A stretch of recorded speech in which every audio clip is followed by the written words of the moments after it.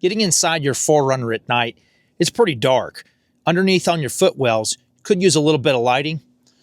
I've got a kit that we're going to put in for the front and the rear of this vehicle. I'm going to open up these boxes and show you what we have. Before we open up any of these boxes, I'm going to show you the part numbers that we're going to use to do this installation. And don't worry if you miss these part numbers, I'll have them linked in the comments and descriptions. But right here, this is the rear kit right here. If you can see that part number, if you'd like to pause. This is the front kit. And then this is the vehicle specific harness. And again, this is on a 2019 Toyota 4Runner. I'm going to open each one of these boxes and show you what each kit contains. On the vehicle specific harness kit, you're going to have a pass-through harness here. So you're not having to cut any wires, and it's going to have the two connectors that are connected into these lights.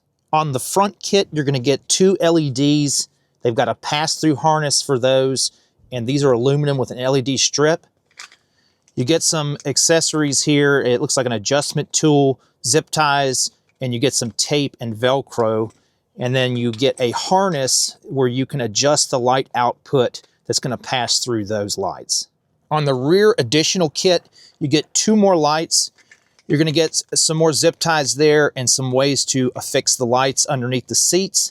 And then you've got some extra length for harnesses. To start the installation, first thing you want to do is you're going to have to take this A-pillar post out. And I've already cheated a little bit here in that I pulled the gasket loose here. And you've got to pop out this where it says SRS airbag, curtain airbag, and there's a 10mm bolt in there. So you're going to take that out, you're going to pull out and then pull up like that so you can get this out of the way. One thing you need to be very careful of, this is an airbag right here, so do not mess with anything in this zone. You should never have any wires or anything to the forward of this. What we're trying to get to is right here, this connector, and I've already unplugged mine. So you're trying to get to this lower connector right here, unplug that, and your pass-through harness will plug in this section, and then the factory harness will plug in the other side. Once you've got your pass-through harness connected, I found it easier to kind of tuck this plug back out of the way, so when we go to put the A-pillar back on, it's not going to interfere with anything, and especially don't want anything in front of this airbag area. I fed the small section of the harness through this side of the dash. I've already taken this part of the lower dash loose because I've been working on other projects on this vehicle. And I'm coming out the side area right here. And I'll be able to kind of pull that and connect back into the rest of the light harness here in just a minute. When you open up the box for the front kit, you're going to have this little module here. And this module has two plugs that go into the harness that I've already plugged in. The red stripe here is for the high side and the white stripe is for the low side. This part of the harness that I plugged in had it marked high and low, and on the box itself here it says high and low. So I already plugged that up and I did check this already. You do have a potentiometer here where you can increase or decrease the low output of the light. The way this functionality is going to work is the high side of the light, whenever you open the door, it's going to come on full brightness underneath here. The low side is after you've closed your door, you're driving down the road, it's just going to give some ambient lighting over under the footwell there over your feet. It'll do that on all four sections of this vehicle.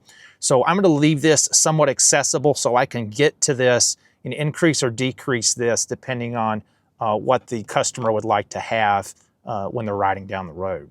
I've got the module attached to a harness up underneath here.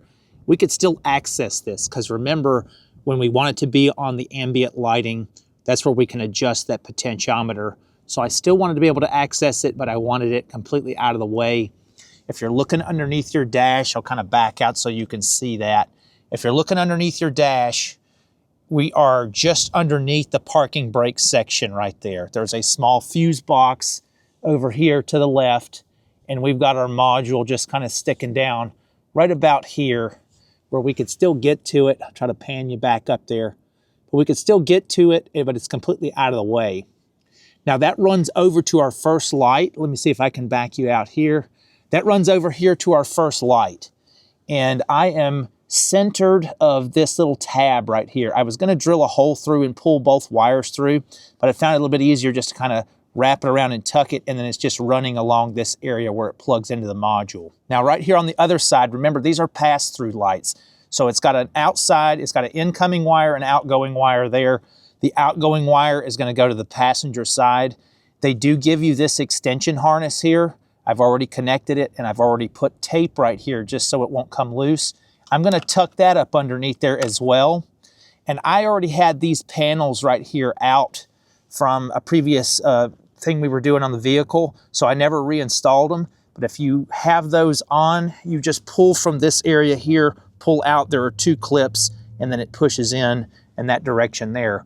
But we're going to pass through to the passenger side on that, underneath this section right here through that hole, and then I'll show you on the passenger side how we connected that light. I've passed the wire through the center console, and I'm over here on the passenger side. I did follow a wire I'd already done on a previous project on this vehicle, but I'm coming through right here on the back side. There's a wiring harness here. I follow that wiring harness, and I come up over the top. There's a vent right here. So I'm going over the top of that vent, and then I centered this light. There's a tab that goes in right here, and I'm centered with that tab. One thing I forgot to mention on the other side is make sure you clean this plastic really good. I suggest using some type of denatured alcohol and use the double-sided tape that they supplied and push this on there. You want to hold it for a couple of seconds and put a lot of pressure on that. So I did that. Everything should be good there. And I've passed through and connected. I did put tape on my connection so it won't come loose. And then I'm going to jump it to the next light using this connector right here. From this light, I ran the jumper wire from the rear kit, and I'm going all the way up underneath here. I've already put this panel back on. We've gone down this lower section, and I already had this part right here off the vehicle, like I mentioned, for another project. So I'm running all the way down this section, and I found a spot under the passenger seat where I can cross through and go underneath the seat. So that extension harness comes out right here. There's a part in the carpet that's already cut. So I'm coming up right there, and I've run that to the rear light here, and I did tape my connections here, and I've got the other extension run to go to the last light underneath the driver's side seat. You're going to want to use the Velcro backing for these 2 lights because it's just the carpet underneath the seats. So I've already got that on there. Neat thing about that is you can kind of reposition that depending on if you don't like where you've got it set up after you're done. And I'm probably going to tape this together as a solid harness, and then I'm going to route it underneath here under the console, getting it to that driver's seat. I'll show you how I did that. Okay, off of the light under the passenger side seat here, I ran the extension harness and I ran it back to here. I ran a broomstick underneath the carpet. It is a little bit difficult to do this, but I ran a broomstick underneath the carpet. I got it over the hump there. I took this back piece of the console off. It's just held on by clips. I took that off. I took all of these little things on the front of the back seats off, the little bolt covers. Those are just held on by clips. And I'm coming out with that extension right there for the driver's side seat. So that was the easiest way I was figuring out to get across that way without having to take the console out.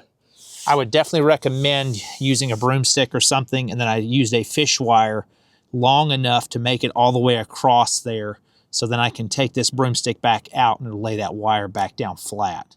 I did get the last light mounted under the driver's side seat here, and I had to take this cover off, and I had the wire here originally, and I ended up finding another slot up in this area, so I pulled that wire through there, and I'm zip tied under the springs of the seat. And then some of the extra slack I did leave underneath here under this cover, so if I needed additional, I can get that.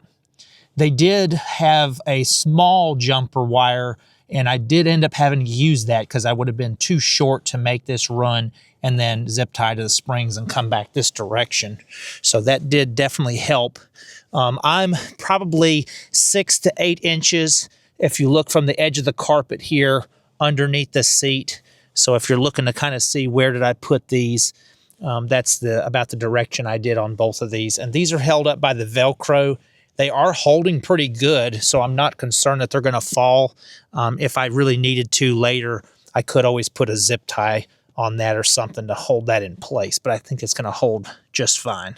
Everything is now complete, and I've tested the ambient lighting setting. Remember, I left that accessible near the parking brake on the driver's side, and I'm just a little bit above the lowest setting that they have. I'll let it get dark and we'll see exactly how bright that is, but I think it'll be plenty of bright enough without making any more adjustments. I definitely like the way that when you open the doors, these come on and they kind of fade on and they fade off, which is really nice. So they're not just like a instant on, instant off. So it does make it look really nice and should help on entry or exit of this vehicle. This completes the total installation for the 2019 Toyota 4Runner. These are the Footwell lights by VLEDs. If you think this information was useful or helpful, please subscribe and share. And that's to the point.